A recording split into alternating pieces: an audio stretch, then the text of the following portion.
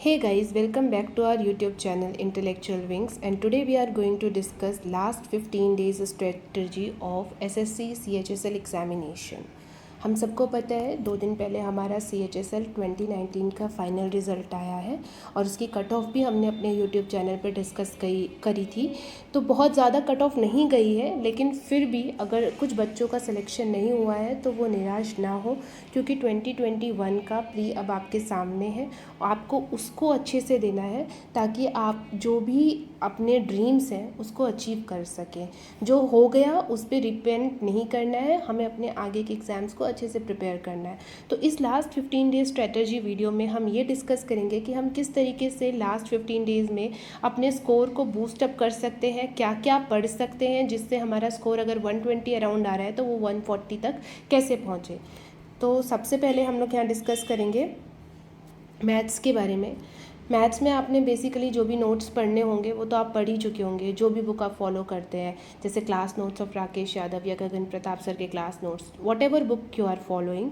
उसके अलावा मैं आपको सजेस्ट करूँगी कि अभी जो CGL 2021 के आप पेपर्स आपको अवेलेबल हो जाएंगे इंटरनेट पे, आप उसको डाउनलोड कीजिए और जितने भी मैथ्स के शिफ्ट्स के क्वेश्चन आ रखे हैं उनको प्रैक्टिस कीजिए।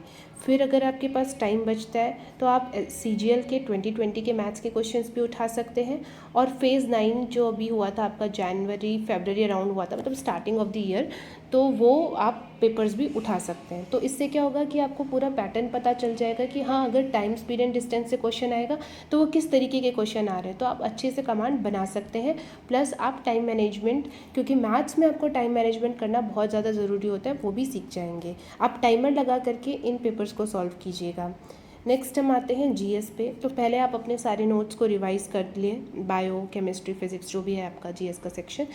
बेसिकली तो ल्यूसेंट होती है, लेकिन आजकल ल्यूसेंट से भी ज़्यादा पूछा जा रहा है, तो फिर उसके लिए आप क्या करो कि CGL 2021 में जो भी क्वेश्चंस पूछे गए हैं उनको पढ़ो, ठीक है। 2020 के पूछो, फेज़ 9 के बेसिकली ग्रेजुएशन लेवल के क्वेश्चंस पढ़ो जो प्रीवियस ईयर में पूछे गए हैं, ताकि एक आइडिया लगे कि आपको कहाँ से क्या पूछा जा रहा है। देखो, जो स्टैटिक है कुछ पार्ट, वो तो स्टैटिक रहना ही है, वो तो हमेशा ही पूछा जाना है आपका। अगर हिस्ट्री है तो वो हिस्ट्री, कुछ क्वेश्चन ऐसे हैं जो पूछे जाएंगे, और कुछ क्वेश्चन ऐसे होते हैं जो आपके नए होते हैं, वो सबके लिए नए होते हैं। तो आप कितना कर सकते हो वो तो एक बात हुई, दूसरी बात ये है कि आप कितना एक्यूरेसी से चीज़ें कर सकते हो।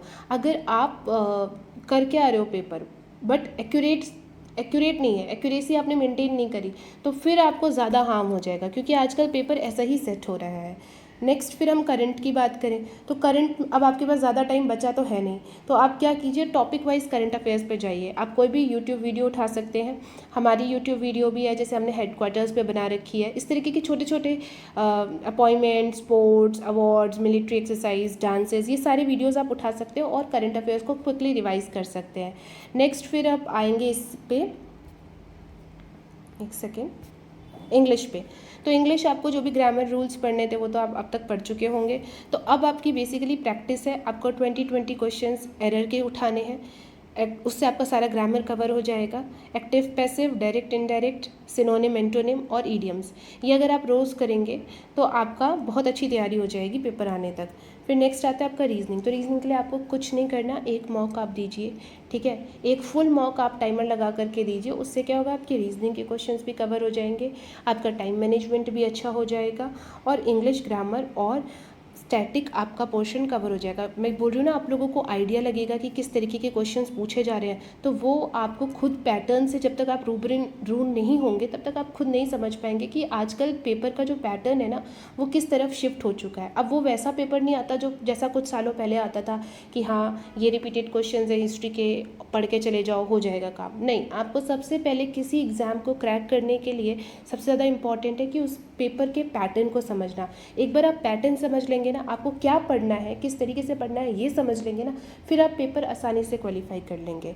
तो यही मेरा आपको कहना है कि आप रोज़ मॉक दीजिए, पैटर्न को समझिए और अपने आप को कॉन्फिडेंट फील कराइए। आपके मार्क्स कम भी आ रहे हो मॉक में, ज़्यादा बॉदर होने की ज़रूरत नहीं है कि मेरे मार्क्स कम क्यों आ रहे हैं। एक पेपर बनाइए, उस पेपर को आप अपनी स्टडी टेबल के आगे लगाइए, हर डेट पे आप कितना मार्क्स स्कोर कर रहे हैं, ठीक है, उसको नोट डाउन कीजिए। ये 14-15 दिन आप जो भी मार्क्स स्कोर करेंगे अपनी टेबल के सामने रखें। अगर कम भी आ रहा है तो भी आप मोटिवेट होंगे कि नहीं, कम आ रहा है, मुझे ज़्यादा स्कोर करना है, और ज़्यादा आ रहा है तो ऑब्वियसली मोटिवेट होंगे कि मेरे मार्क्स अच्छे आ रहे हैं। तो जो भी आपकी परफॉर्मेंस है अगर आप अपनी आंखों के सामने रखेंगे ना, तो आपको हमेशा लगातार ये रियलाइज़ होता रहेगा कि नहीं, पेपर आना है, पढ़ना है। ठीक है, तो ये कुछ टिप्स होते हैं, हम अगर अपने डेली लाइफ में प्रैक्टिस करें ड्यूरिंग एग्जामिनेशन तो बहुत अच्छा हम रिज़ल्ट पा सकते हैं। बस इतना ही आपके साथ इन्फॉर्मेशन शेयर करना था। होपफुली आपको ये इन्फॉर्मेशन पसंद आया होगा। अगर पसंद आया है तो आप हमारी वीडियो को लाइक, शेयर एंड सब्सक्राइब ज़रूर कीजिए। दोस्तों, आप जो ये हमें लाइक करते हो, शेयर करते हो, सब्सक्राइब करते हो, ये हमारा मोटिवेशन होता है। हम मोटिवेट होते हैं ताकि आपके पास तक हम अच्छे से अच्छा कंटेंट पहुंचा सके। ये चीज़ें हमें मोटिवेट करने के लिए बहुत ज़रूरी होती है। तो हमारा मोटिवेशन का भी ध्यान रखिए और हमारी वीडियो को ज़रूर लाइक, शेयर एंड सब्सक्राइब कीजिए। Thank you guys.